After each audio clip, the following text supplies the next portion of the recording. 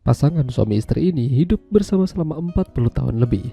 Mereka menjalani hari-hari seperti biasa, hingga pada akhirnya mereka merasakan kejenuhan pada masing-masing dari diri mereka terhadap pasangan.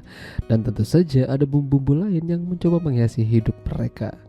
Ya, film dengan judul Swaying Water Lily yang dirilis pada tahun 2016 yang lalu akan menceritakan kisah mereka. Ya, jadi ada pasangan suami istri bernama Handan dan Korhan. Mereka sering ke rumah sahabat mereka, Sermin dan Aikut. Mereka juga sudah punya anak bernama Alena. 40 tahun lamanya mereka hidup bersama dan menjalani hari-hari bersama. Rasa jenuh pun tentunya pasti ada, dan hal tersebut sedang melanda mereka. Korhan yang bekerja menjadi seorang atasan di salah satu perusahaan merasa bosan dengan apa yang terjadi pada kehidupan rumah tangganya bersama Handan. Begitu pula dengan Handan. Namun, dia masih bisa mencari kesibukan lain dengan berbelanja dan hangout sendirian tanpa memikirkan beban. Anaknya ia tinggal di rumah bersama pembantunya. Terkadang kalau dia benar-benar bete, dia akan mengajak Sermin buat ketemuan bersama anak-anak.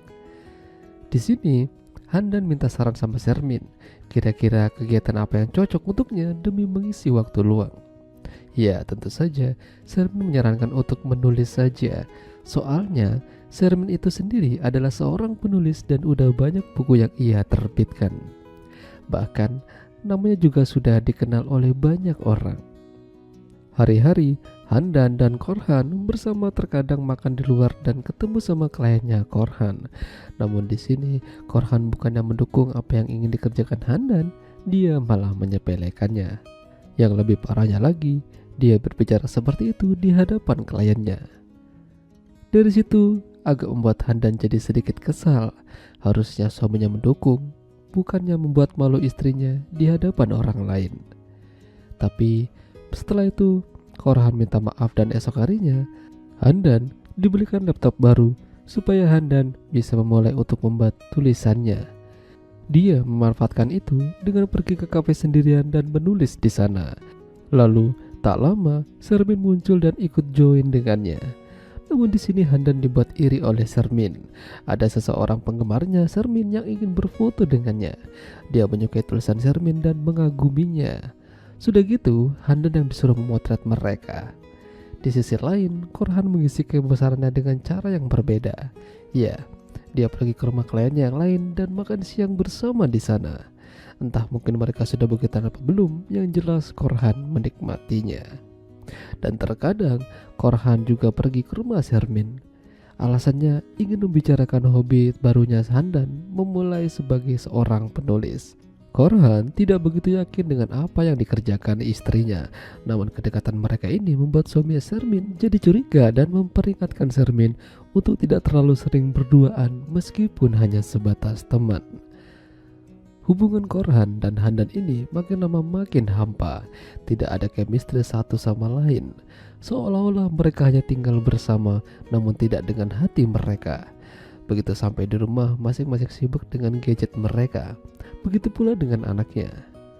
Hingga suatu hari, Handan ketemuan sama Sermin membicarakan Korhan. Jadi, dia pernah melihat Korhan chattingan sama orang lain jam 1 malam. Nampaknya bukan dengan kliennya. Soalnya, dia senyum-senyum sendiri.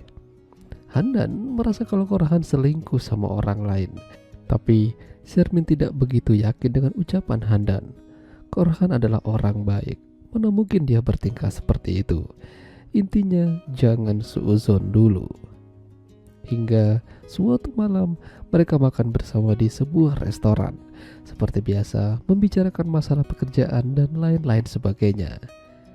Ketika Sermin izin ke toilet, Korhan juga menyusulnya. Korhan masuk ke toilet wanita, alasannya karena dia tidak sadar.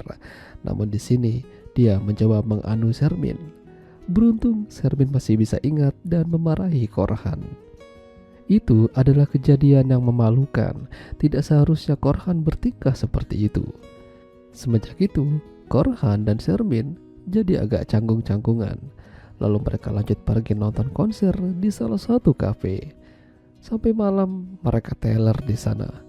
Begitu sampai di rumah, Korhan mengajak Handan untuk begituan. Namun sayangnya dia tidak mau. Hal ini memang membuat Korhan jadi bete. Tapi pada akhirnya Handan mengaku salah karena tidak berbakti pada suaminya. Mereka berbaikan dan kembali menjadi keluarga yang utuh. Ya, itulah tadi alur cerita film Swaying Water Lily. Jika kalian suka dengan video ini, jangan lupa untuk tinggalkan like dan sampai jumpa lagi.